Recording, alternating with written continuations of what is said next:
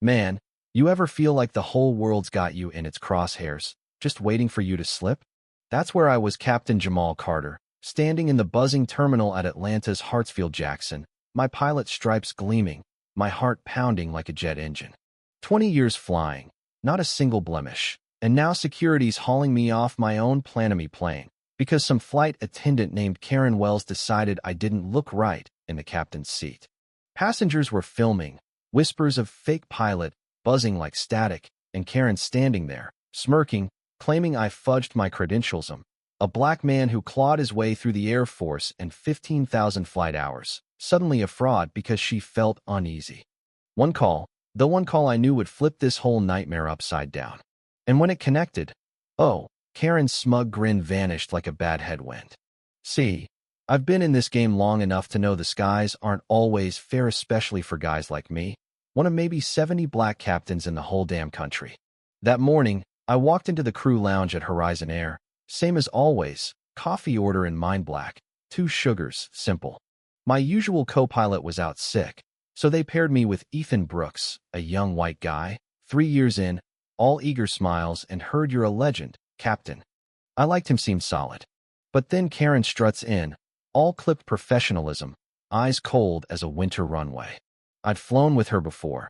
She always had this vibe, like she was sizing me up, waiting for a crack to exploit. During the briefing for Flight 319 to Seattle, I laid out the plan: potential storms over the Rockies, stay sharp for turbulence. Karen cuts in. Are you sure that's the best route? I flew yesterday, and the northern path was clear. I kept my cool, explained the jet stream shift, but she's locking eyes with Ethan like he's the one running the show. Little stuff like that, her asking Ethan about procedures, forgetting my coffee order while nailing his, kept piling up. Each jab a reminder, I'm still an outsider in a cockpit built for someone else. Things got dicey when a storm hit harder than forecast, 2 hours into the flight. Radars screaming red, passengers gripping armrests, and then a call from the back, an old guy in row 28, clutching his chest, gasping. I'm juggling air traffic control, rerouting us south, patching a nurse to MedLink, all while keeping this bird steady through choppy air. Ethan's got my back, calling out altitudes, but Karen? She's in the cabin, loud whispering to passengers. If we'd stuck to the original route, we'd have missed this mess. She's painting me as the screw-up, even as I'm saving lives. A travel influencer, some guy named Max Reed, is eating it up, tweeting to his 50K followers about sketchy captain decisions. I overhear Karen in the galley, hissing to another attendant. They're so quick to promote these diversity hires, but do they even check the quals? That one cut deep, 20 years of being twice as good, and still, I'm just a quota to her.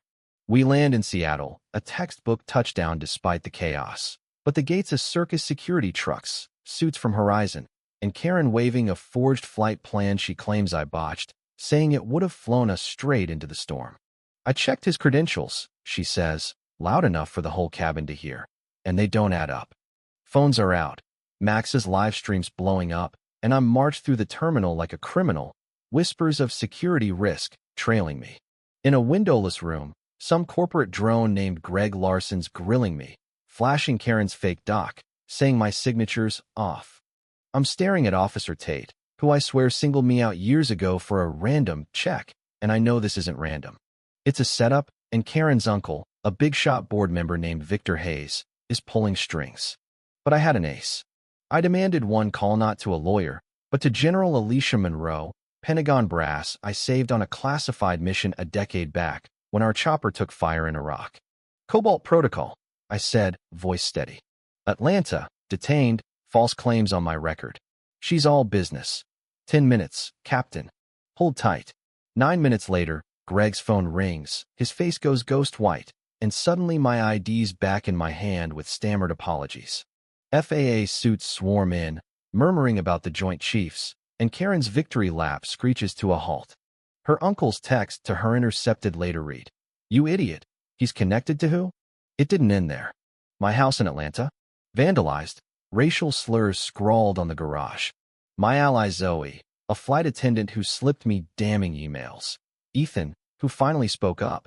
Derek, an IT guy exposing Victor's data hacks, were all targeted, fired, or tailed. But we fought back, leaking proof of Victor's scheme to rig pilot training schools, block black hires, and keep aviation traditional. Andrea Lee, a journalist, dropped a bombshell article that went viral flying while black trended for weeks. Victor resigned.